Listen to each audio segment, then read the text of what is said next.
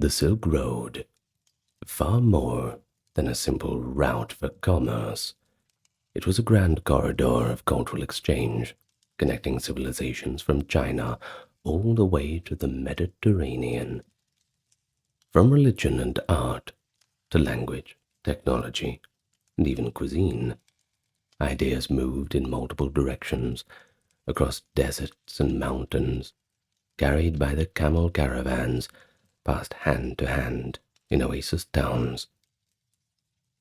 Today, drawing on the words of those who traveled the route back in the day, the diplomats, the monks, the merchants, explorers of antiquity, we'll uncover how the Silk Road became a conduit of exchange that shaped the ancient and medieval world. The story of the Silk Road, well, it's not just about business, but more about curiosity, syncretism, and the human desire to connect across great distances. By examining primary accounts and historical records from the era, we'll gain a pretty good insight into how these early interactions left a legacy still visible in our modern culture. So, let's transport ourselves back in time as we go into the cosmopolitan world of the Great Silk Road and see how these cultural exchanges made this network truly legendary. But where are my manners? Hello, and welcome to the channel. Here we are today to walk the Silk Road together. Aren't you excited? You should be. Well, thank you very much to those supporting on the Patreon and those who took the time to check out the merch store. And thank you very much for those who clicked the like and subscribe button and left a comment telling me where it is exactly they are listening from. With that being said, customary welcomes out of the way, let's get started. So, to understand the cultural exchange along the Silk Road, we should probably first picture the network itself and the people who moved along its path. The term Silk Road is kind of a misnomer. It describes a web, rather, of overland routes stretching some 6,000 kilometers, linking the great empires of the East and West. It's not just a single road. During the route's peak, that is from antiquity to the early medieval era, it spanned from the Han Chinese capital of Chang'an, which is present-day Xi'an, and through the oases of Central Asia, such as Kashgar and Samarkand, on towards India, Persia, the Middle East, and finally to the Mediterranean. It was an intricate network of trails across deserts and mountains. Few individuals traveled the entire distance, rather. Instead, goods and ideas were relayed in stages by a succession of intermediaries. For example, Chinese silk might be traded to Sogdian merchants in Central Asia, and then exchanged to Persian caravans, eventually sold to Roman dealers in Syria or Egypt, and then passed on from there. But in this process, each handoff was an opportunity for cultural transmission, as people shared stories, beliefs, and skills along with the products. The origins of this transcontinental exchange trace back to the diplomatic and strategic missions of earlier times. In the 2nd century BC, the Han dynasty of China sought allies and resources to the west. The envoy Jiang Qian was dispatched around 138 BC to find the Yuezhi people and form an alliance against the nomadic raiders. Although he never secured the alliance, Jiang Qian traveled through Central Asia, and when he returned to China, he brought with him some astonishing information about these far-off civilizations, and also a few little souvenirs with him too. According to the Chinese records, his expedition brought back exotic crops, previously unknown in China, and this included grapevines and alfalfa, as well as tall, powerful horses from the Fergana region. His reports described prosperous societies to the west that cultivated the land and made wine from grapes, evidence of Hellenistic influences lingering in Central Asia.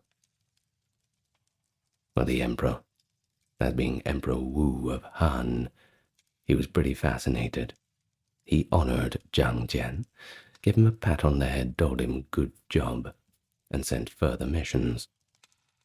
And this right here is pretty much the effective ribbon-cutting ceremony of the Silk Road as a conduit for regular exchange.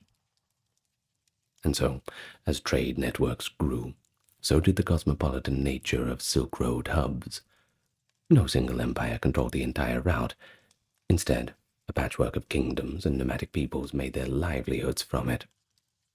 The Sogdians of Central Asia, for example, became famed as the Silk Road's master merchants in the early centuries CE. Sogdian traders from Samarkand and Bukhara acted as middlemen, carrying Chinese silks, paper, and ceramics westward, and bringing glassware, precious metals, and spices eastward.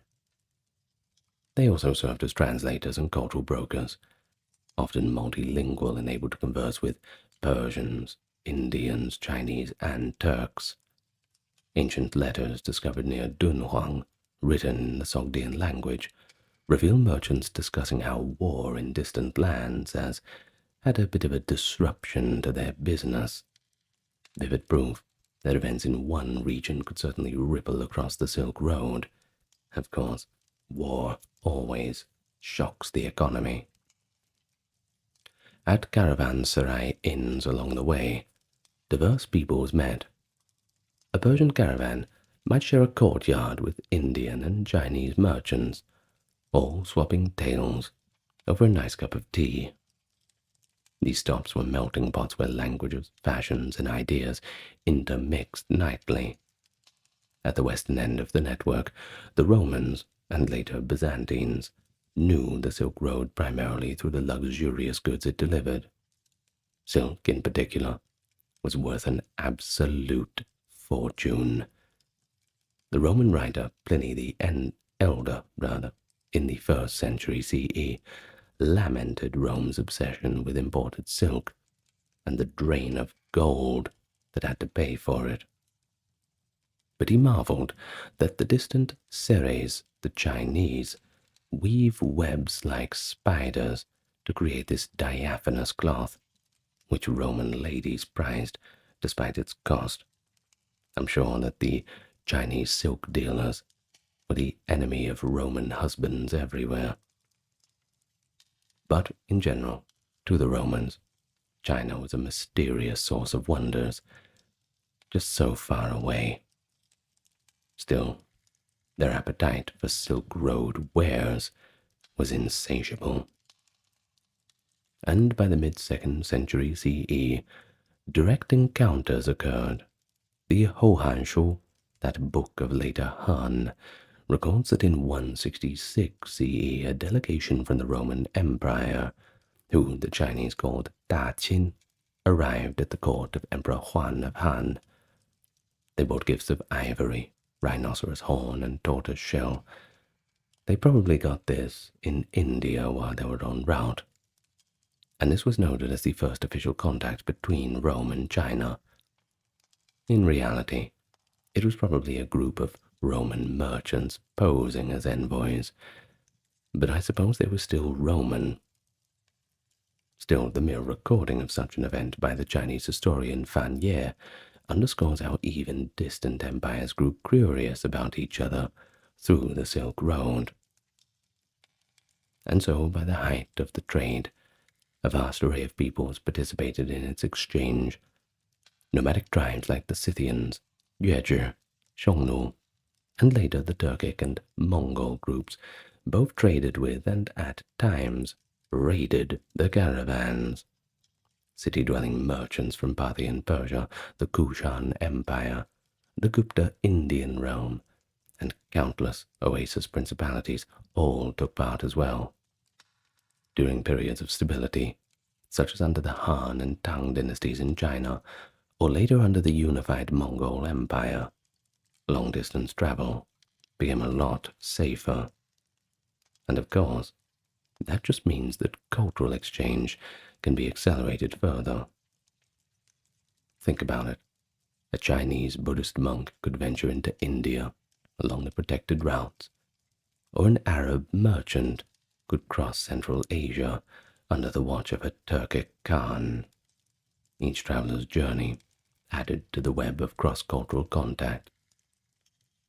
And so, with that all in mind, let's explore the major domains of culture that were transformed by these interactions, as this is more of a video about not the history of the Silk Road, but rather an analysis of how it developed different cultures. Religion, art, language, cuisine, and technology. Let's talk about it all. One of the most profound and enduring impacts of the Silk Road exchange was the spread of religious beliefs across continents.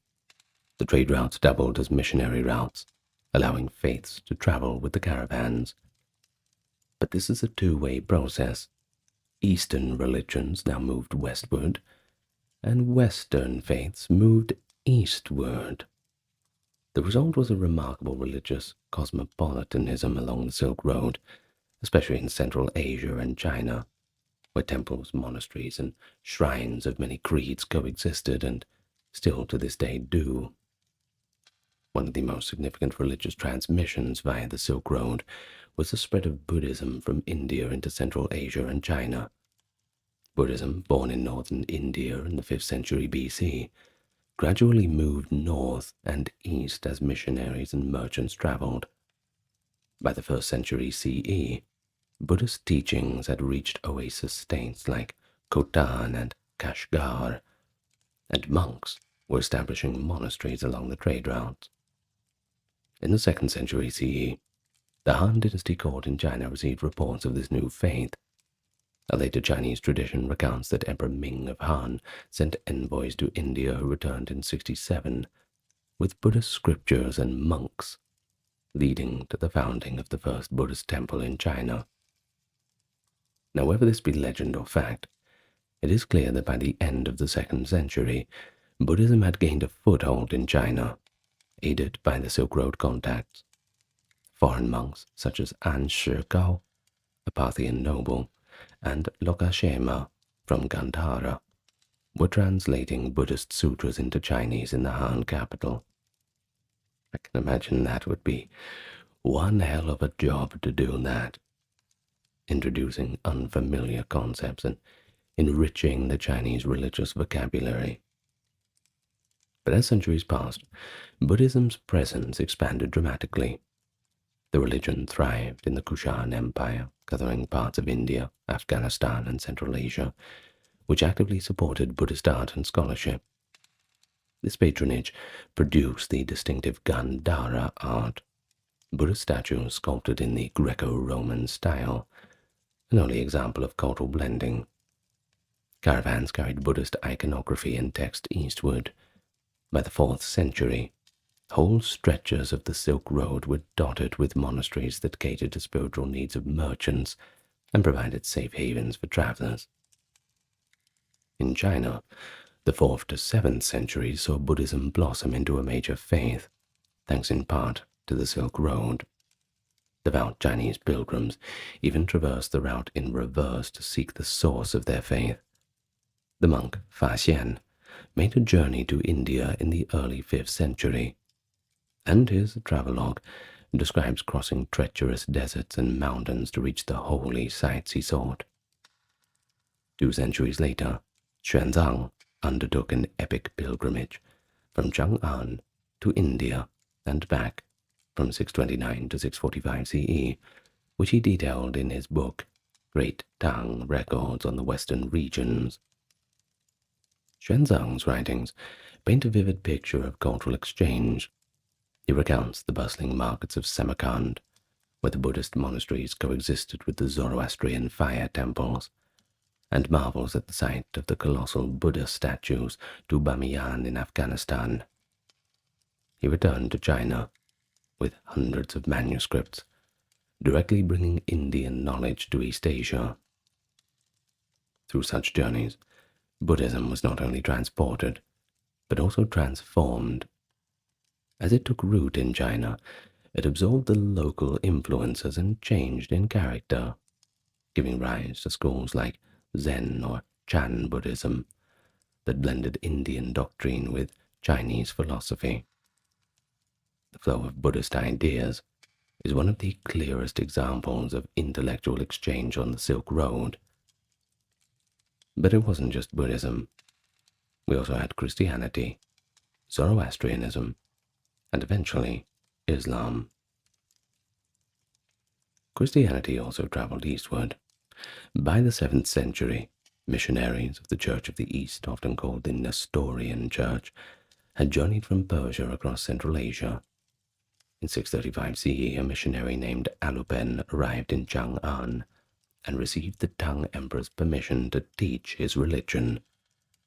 The ensuing Chinese Christian community in China left behind a remarkable monument, the Nestorian Stele of Xi'an, erected in 781 CE. Inscribed in Chinese with a bit of Syriac, it commemorates 150 years of the luminous religion in the Tang Empire, describing how scriptures were translated and churches, referred to as temples, were established in several cities. The very existence of this stele signals that a small but thriving Christian presence had been nurtured by the very tolerance that the Silk Road conveyed. Nestorian Christians adapted to Chinese culture, even using Buddhist and Taoist terms to explain their doctrines in local idioms. Older Persian faiths like Zoroastrianism also made their way east with the merchant diaspora. Sogdian and Persian traders living in Chinese cities maintained Zoroastrian fire temples for their worship. Some Tang Dynasty tombs of Central Asian merchants in China are adorned with carvings of Zoroastrian deities, illustrating the persistence of their beliefs, even far from home. Closely related was Manichaeism, a syncretic religion born in Persia too. It spread along the trade routes and won converts in places like Turfan and Chang'an. For a period in the 8th century, the Uyghur Turkic rulers of the steppe officially adopted Manichaeism, which had arrived via the caravans, another testament to the Silk Road's role in transmitting diverse creeds. The rise of Islam in the 7th century added a new dominant faith to the Silk Road mix. As the Arab Islamic caliphates expanded into Persia and Central Asia, they came to control large sections of the overland routes. Islamic rule in cities like Samarkand and Bukhara, conquered in the 8th century, did not end trade, but rather Muslim merchants became active facilitators of commerce along the Silk Road and cultural exchange. Islam itself gradually spread among the Turkic and Iranian peoples of Central Asia through these contacts. By the 10th century, mosques would stand alongside Buddhist stupas in some Silk Road towns. The encounter between Tang China and the Abbasid Caliphate at the Battle of Talas in 751 is famous not only as a military clash, but also for initiating new exchanges. You see, in the following decades, diplomatic and commercial missions eventually resumed between the Chinese and Muslim rulers. The Islamic world gained access to some Chinese technology. One notable example, of course, is paper. The Chinese figured that out pretty early. While the Chinese observers gained knowledge of the new religion of Islam too. In Chang'an, Arab and Persian merchants settled in thriving foreign quarters, where they introduced cuisine, music, and beliefs. A Chinese account from the 8th century even notes that these Western peoples, quote, do not eat pork and do not worship Buddha, an early observation of Muslim customs on a very surface level by a Tang writer. Of course, there were occasional tensions, but the general atmosphere was one of pragmatic coexistence, allowing Islam to become part of the cultural tapestry of the Silk Road. So in short, it was a highway for faiths, By 800 CE, a traveler moving from Syria to China could encounter along the way Christian monasteries in Persia, Zoroastrian fire altars in Bactria, Buddhist cave temples in Dunhuang, and Muslim minarets in Kashgar. This diversity was unprecedented. It fostered an environment of religious dialogue and sometimes syncretism. For example, Central Asian art from this period might depict a Buddhist icon influenced by Christian style or a local deity alongside foreign symbols. The spread of religions via the Silk Road was not only changing the spiritual landscape of Asia, but promoting the exchange of philosophical ideas, art motives, and ethical principles among different peoples. Now, the exchange of material, culture, and art along the Silk Road was as lively as the exchange of faiths and philosophy was. Wherever trade went, art followed. Objects, designs, and artistic techniques traveled with artisans and merchants, resulting in hybrid styles and new art forms that were, well, truly cosmopolitan. An example is the impact of the Hellenistic art from the Greek world on Buddhist art in Central Asia after Alexander the Great's conquests, which, well, he wasn't so great for most people. The Zoroastrians and the Persians called him Alexander the Accursed, by the way. Either way, Greek artistic traditions lingered in Bactria, modern Afghanistan. Centuries later, when Buddhism spread to that region, local sculptors began depicting the Buddha using Greco-Roman techniques. The result was the Gandhara style, statues of the Buddha and Bodhisattvas with wavy Mediterranean hair and toga-like robes.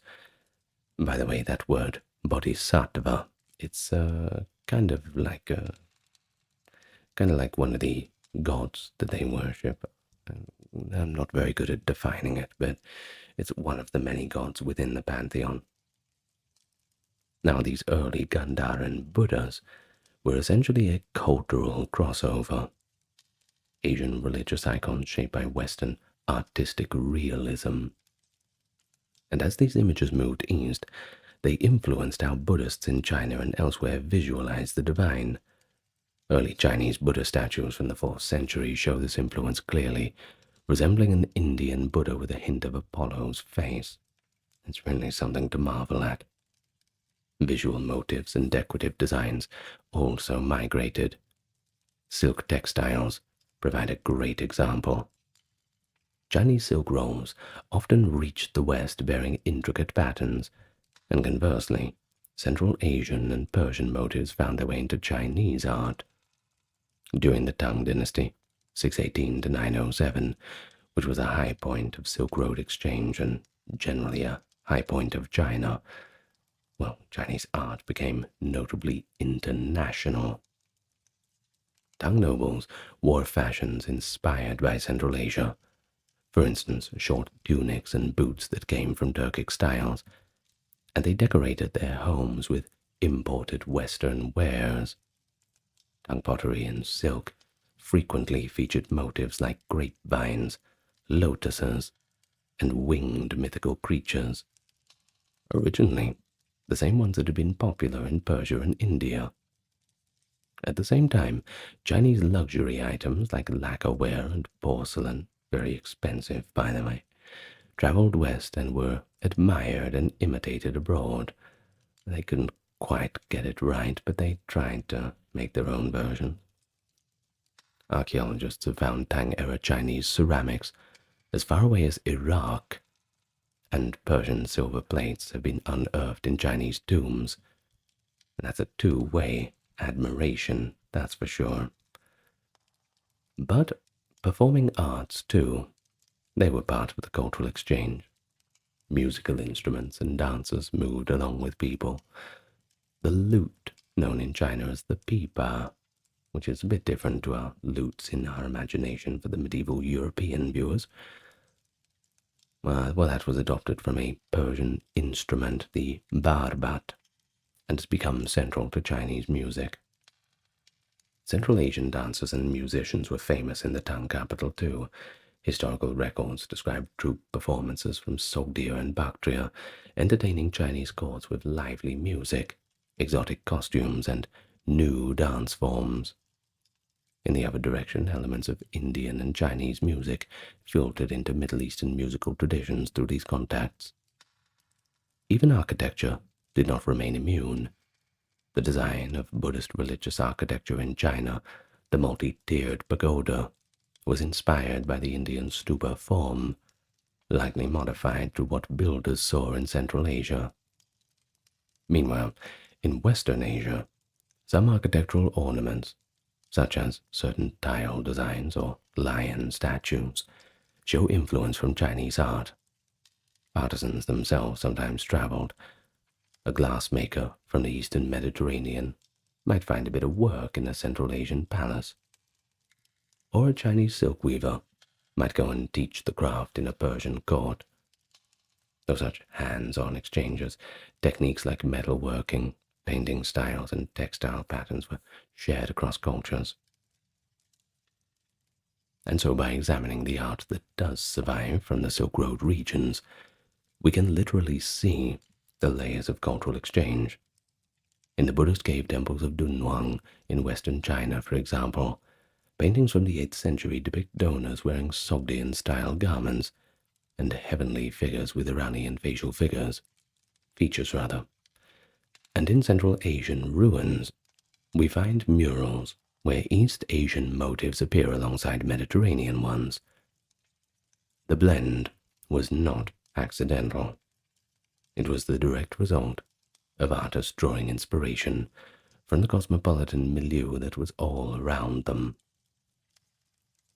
So, along the Silk Road, the arts became a universal language. Styles from one culture were readily adopted and adapted by another. The beauty of a Persian carpet or a Chinese silk panel was appreciated far from its origin, and local artists tried to emulate it or merge it with their own traditions. This cross-pollination produced new artistic innovations and a shared artistic heritage that spanned continents. And so with the constant movement of people also comes the mingling of languages. The Silk Road was, of course, a corridor of polyglot communication. Polyglot, of course, meaning one who speaks multiple languages. Merchants and diplomats often became multilingual by necessity, and they carried words and writings across borders. It resulted in noticeable loan words entering different tongues. For example, as new fruits and foods arrived in China, their foreign names were adopted. In fact, the word for grape, 葡萄, in Chinese, likely came from the Persian term, just as the word for lion, 狮子, came from the Persian shir. Likewise, Western languages borrowed terms for Chinese items. The Greek word for silk, serikos, was derived from Ceres, the Chinese people.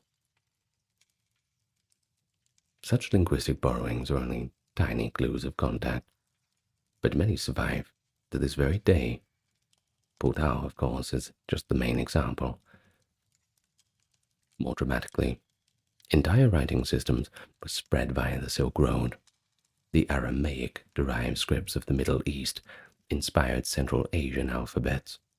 The Sogdian script used by Sogdian merchants was adapted from Aramaic and became a kind of universal script along the Silk Road, and it was later adopted by the Uyghurs, and from them it passed to the Mongols. The traditional Mongolian writing used today is thus a direct descendant of a script used by Silk Road traders over 1,500 years ago. Similarly, Indian scripts traveled into Central Asia along with Buddhism, and Sanskrit inscriptions have been found besides Chinese texts in the desert oasis. In the famous library cave of Dunhuang, manuscripts in a dozen languages were preserved. We're talking Chinese, Tibetan, Sogdian, Sanskrit, Khotanese, and many others. This often indicates that scholars along the Silk Road were versed in multiple languages and worked to translate holy texts and documents from one language to another. Translation of literature and religious texts was one of the greatest intellectual byproducts of the Silk Road. A prime example is the massive effort to translate Buddhist scriptures from Sanskrit and related languages into Chinese. Generations of missionary monks and Chinese scholars collaborated on this in Chinese cities. The esteemed translator Kumarajiva, from around the 4th century CE, who came from the Silk Road city of Gucha, led a team that rendered dozens of Buddhist sutras into fluent classical Chinese. Of course, this profoundly influenced Chinese philosophy and literature. It would have been a hell of a job doing that, tell you that much. Such work required not just linguistic skill, but cultural brokerage. Finding concepts in Chinese to match Indian ideas, too. That's a bit hard. Either way, it enriched both cultures' thought worlds. Conversely, stories and books from the East traveled west. Knowledge from faraway China and India filtered into Persian and Arabic writings. For instance, the collection of animal fables known as Kalilawadimna in the Islamic world was translated from a Sanskrit Indian source, the Panchatantra, reflecting how narrative traditions spread through trade links, often via Persia. By the medieval period, the idea of the Silk Road land had entered literature. In the 9th century, the Arab geographer Ibn Khordadbeh described a network of Jewish traders, the Radhanites, who could speak many languages, and connected the trade between the Frankish Europe and China. Evidence that the concept of a connected Eurasian world was recognized. Later, travelogues of adventurers such as Marco Polo in the late 13th century and Ibn Battuta in the 14th century became famous books precisely because the readers were hungry for descriptions of distant cultures, linked by these age-old routes. The works in turn sparked further curiosity and journeys. Not all of them ended well. So in summary, the Silk Road not only exchanged goods, but it facilitated that exchange of words and ideas. It broadened linguistic horizons of those who lived along its paths and created a tradition of translation and storytelling that made the world of that time intellectually richer. Scholars and storytellers, aided by the routes, wove a tapestry of literature that had threads from many cultures, a legacy still evident whenever we find similar folk tales or common terms shared between the East and West. Deep roots. Thousands of years. Cultural exchange also took place on the dinner table. Foods and cooking techniques traveled across continents, transforming local cuisines. Many common ingredients in Eurasian diets today were introduced through these ancient trade contacts. From West and Central Asia, we see a parade of new fruits and nuts. Grapes are a prime example. Prior to the Silk Road, grapevines were rare in China, but after Zhang Qian bought them in the 2nd century BC, the Han court began planting vineyards with cuttings bought from Fergana. Along with grapes, of course, comes the art of winemaking, a foreign concept in East Asia at the time. Other produce like pomegranates, walnuts, and melons also arrived from Persia and Central Asia, quickly taking root in Chinese orchards. Conversely, fruits that originated in China traveled west. The delicate peach spread through Central Asia and the Mediterranean. The Romans actually called it the Persian apple, hinting at its path. Apricots similarly traveled from China via Central Asia, known to the Romans as Armenian plums. Over time, these Silk Road imports became local staples, far away from their original homes.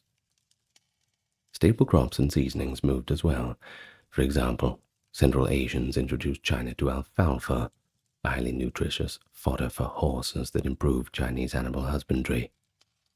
In return, China's cultivation of certain millets and rice varieties spread to oasis communities who hadn't grown them before.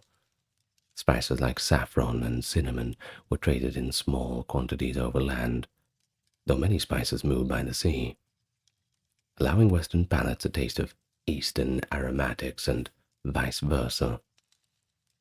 One medieval Persian recipe for stew, for example, uses Chinese cinnamon to flavor the broth. Perhaps the most enjoyable are the exchanges of prepared foods and cooking styles. In the cosmopolitan cities of the Silk Road, people were exposed to foreign delicacies. In Tang-era China, they developed a taste for Hu cuisine, that is H-U, foreign dishes introduced by immigrants from Central Asia. They sampled treats like roasted lamb with cumin, yogurt-based sauces, and baked flatbreads, which were novel compared to the indigenous Chinese fare of stir-fried meats and steamed grains. Persian and Sogdian immigrants opened eateries in Chang'an, serving food spiced with onion, garlic, and dill. Likewise, travelers from the West encountered East Asian culinary ideas. The concept of noodles and dumplings can be found across Eurasia by the Middle Ages. Whether it was the filled dumplings enjoyed in China, or the similar stuffed pasties and ravioli in Western Asia and Europe, there was likely a dialogue, direct or indirect, about these cooking techniques. Although legends about Marco Polo bringing pasta to Italy are unfounded, sorry to disappoint you, they serve as an example of a parallel development and exchange of such foods. But beverages, too, were shared. Chinese tea, first an exotic herb, became popular among the Central Asian traders, eventually reaching as far as the Middle East. Meanwhile, the Chinese learned to appreciate grape wine and dairy products through contact with Central Asians. A Tang Dynasty emperor even praised the refreshing sour drink of the Hu, probably yogurt or kumis. Over time, some foreign foods became so integrated that their foreign origins were simply forgotten. The use of sesame and coriander in Chinese cooking, for instance, came from the West via the Silk Road, but these ingredients are now firmly part of the Chinese pantry. Now, the impact of these culinary exchanges was more than just a few new flavors. It impacted food security and nutrition by diversifying crops, but it also provided a common ground for cultural interaction, sharing a meal. When people of different backgrounds dined together in caravanserai or a market stall, they didn't just trade goods, they shared tastes of their homelands. Such simple daily acts of exchange helped breed familiarity and acceptance between cultures. The legacy was visible every time we enjoy a dish that blends ingredients from different corners of the world, a delicious reminder of an interconnected past, and in fact, something that we're still doing to this very day. Think about things like Tex-Mex food and just these different integrations of different cuisines together.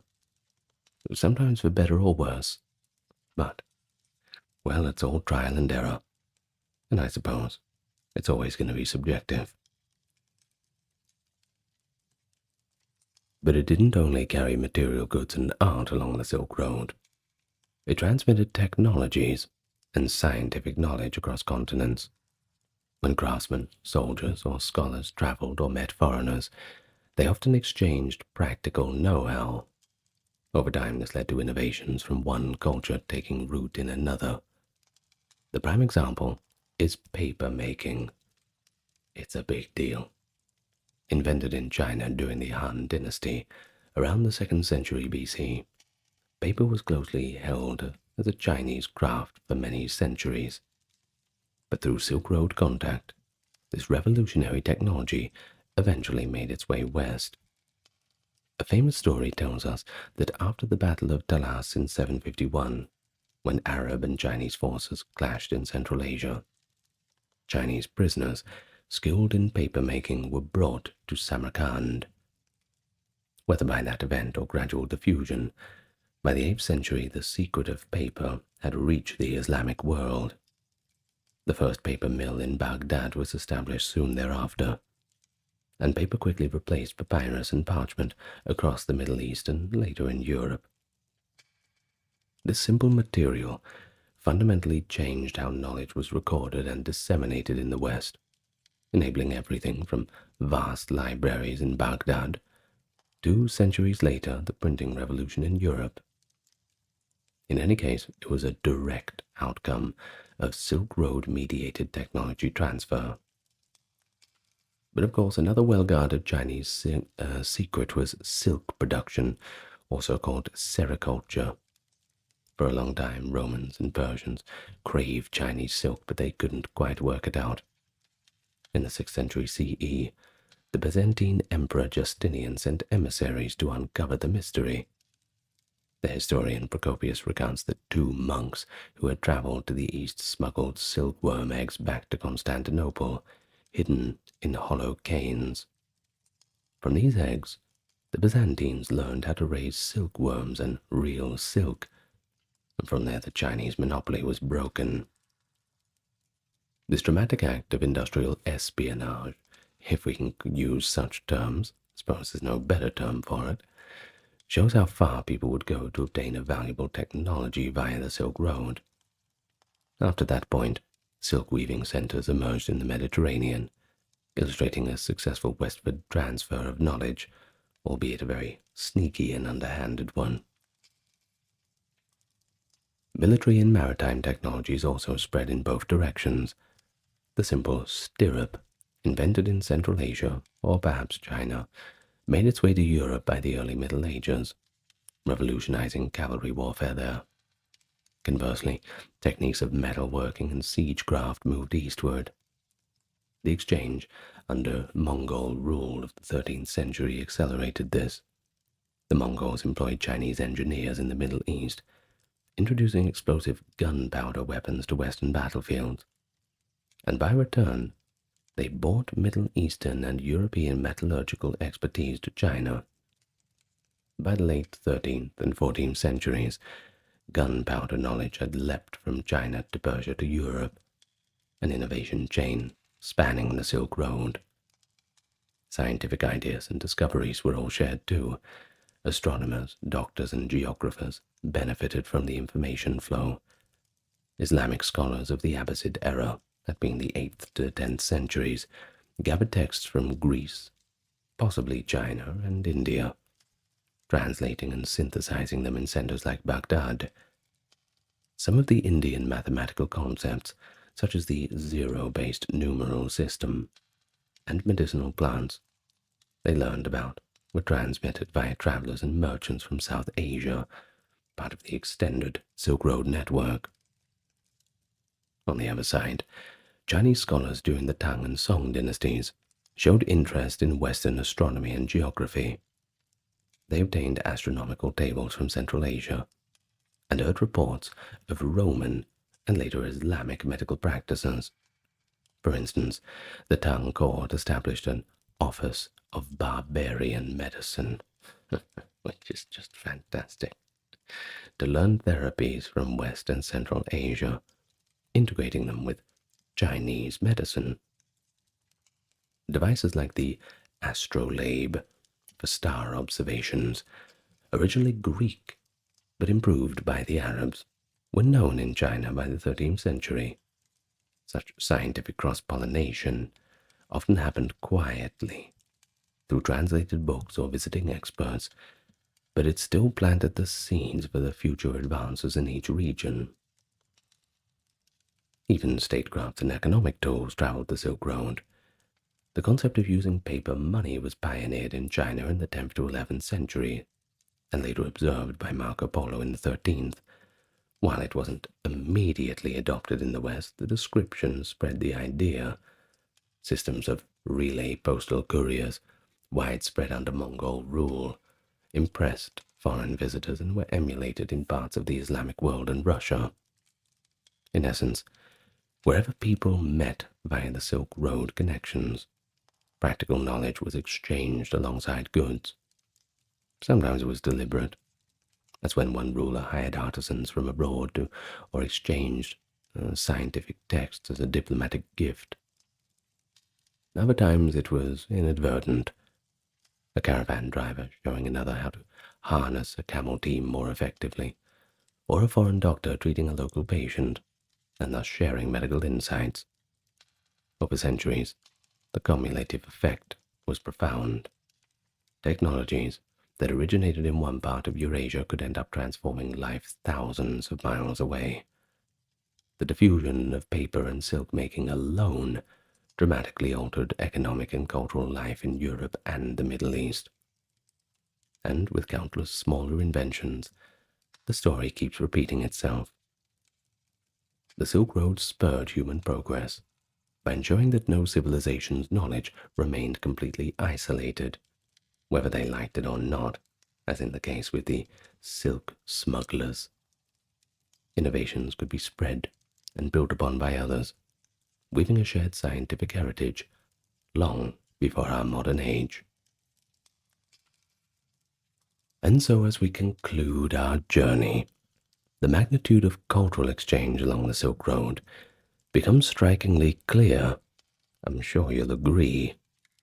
This network of caravan trails did a lot more than just move silk and spices, despite its name. It wove together the destinies of distant peoples. Along the Silk Road, a truly interconnected world began to emerge, millennia before any modern conceptions of globalization came about. Merchants, monks, scholars, soldiers, they all played a role in this saga of exchange, often unintentionally acting as cultural ambassadors. We've seen how religions spread and took root in new lands, how art styles blended, creating fresh forms, how languages and stories traveled, diets diversified, and how ideas and inventions passed from one civilization to another. They weren't always symmetrical or peaceful. There were misunderstandings, there were clashes, and even unpleasantries like the spread of diseases like the plague.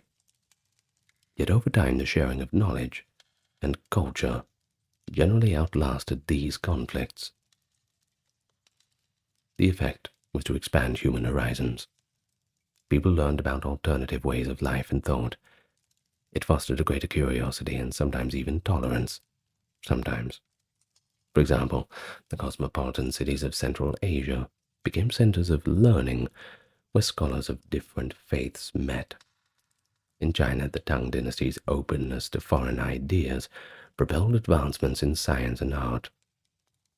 In the Islamic world, information gleaned via Silk Road contacts enriched the literature and scholarship of the Abbasid age. In medieval Europe, the travel tales of Polo and others, based on Silk Road journeys, ignited imagination about the East. Though the old Silk Road declined by the 15th century with the rise of sea trade and new empires, its impact endured. It had set in motion an ongoing process of cultural diffusion. Every time ideas were exchanged between peoples, whether through books, trade, or travel, we see a reflection of the spirit of the Silk Road. And so the lesson is that when cultures meet, both become richer. The world of the Silk Road was one where knowledge was shared for mutual benefit, and that the spirit is worth celebrating and emulating. Understanding this history, perhaps it helps us understand how deeply interconnected human societies have always been.